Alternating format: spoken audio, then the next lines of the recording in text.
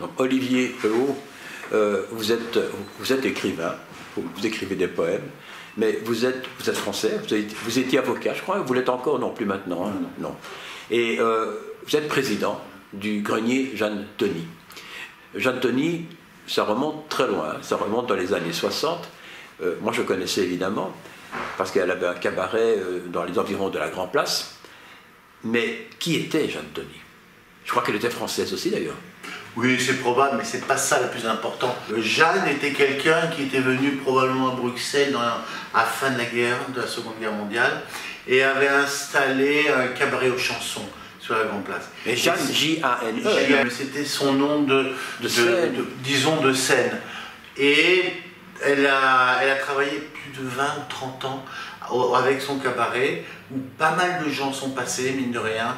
Donc des gens comme Morin, il fallait passer les jeunes en fait. C'est comme les petites caves de jazz, voilà. Mais on s'y retrouvait. Hein. On s'y retrouvait, c'était une époque où tout le monde sortait beaucoup, où il y avait une effervescence culturelle qui était pas basée sur, qui était vraiment basée sur un travail de scène, d'aller au contact du public. Le problème, c'est que donc Jeanne est morte en 82 et Alain Mignot comme Émile Kesterman ont trouvé dommage que, entre guillemets, ce travail-là se perde. D'autant plus que Émile Kesterman était président de l'association des écrivains belges, oui. Donc il était en plein dans le milieu, et il s'est dit, bon, ce truc il a marché, c'est devenu un peu emblématique à Bruxelles, on ne va pas le laisser mourir parce que Jeanne s'en est allée. Voilà. Il fallait trouver quelqu'un pour la remplacer. Il fallait trouver quelqu'un, et c'est Émile qui a repris. Alors il n'a pas repris le grenier aux chansons, parce que Émile, mais il avait repris un peu l'idée de faire rencontrer dans une salle, disons étroite au sens étroite, des poètes, des écrivains qui lisent leurs œuvres. Avant, ça on est dans les années 80, avant il n'y avait pas cette mode de lire les poèmes devant un public, ça existait. Et il est venu ici en fait à la Petite Fleur en papier doré, et à partir de quand? Parce qu'il a itinéré, hein, il a été je crois à partir des années 80. Ici a toujours été le grenier Jeanne Tony, qui a toujours été ici. Le grenier Jeanne Tony, en tant qu'association de poètes, a toujours été ici.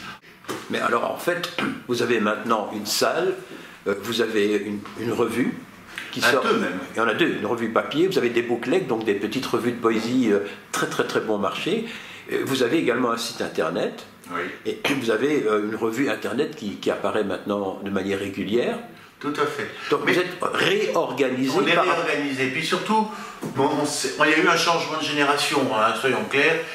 Et puis, sur beaucoup de poètes, on s'est dit qu'il faut aussi leur donner un moyen de diffusion. Donc on a fait, comme vous dites, cette petite revue. Une micro-édition en fait. Une micro-édition, oui, c'est vraiment la micro-édition, c'est une revue pour nous. Hein. Et puis, le papier ne suffisant pas aujourd'hui, l'image étant devenue omniprésente, omnipotente, ce que vous voulez, je ne dirai pas plus loin parce que je vais dire des bêtises après. Il nous fallait quand même sur Internet développer un peu notre espace. Notre espace. Donc on a créé une deuxième revue, une seconde revue, qui a repris à moitié le nom de la très vieille revue du grenier, donc ça s'appelle la nouvelle revue des élytres, dont le but était en fait les élytres du Hameton. Les élytres du Hameton, qui était la vieille revue du grenier Jeanne. Mais qui avait une certaine réputation. Oui, j'avais une réputation. Et quand vous voyez, il suffit de voir sur les 40 ans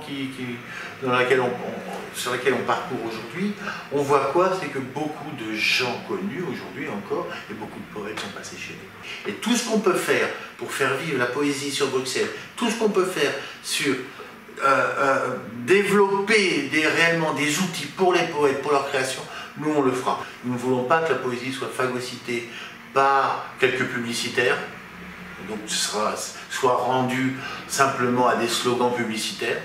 On ne veut pas que la poésie soit enfermée dans des cercles universitaires où il n'y a que deux professeurs qui construisent une poésie hors sol. Nous voulons que la poésie soit aussi au quotidien. Et pour qu'elle soit au quotidien, il faut qu'elle continue à vivre dans sa production.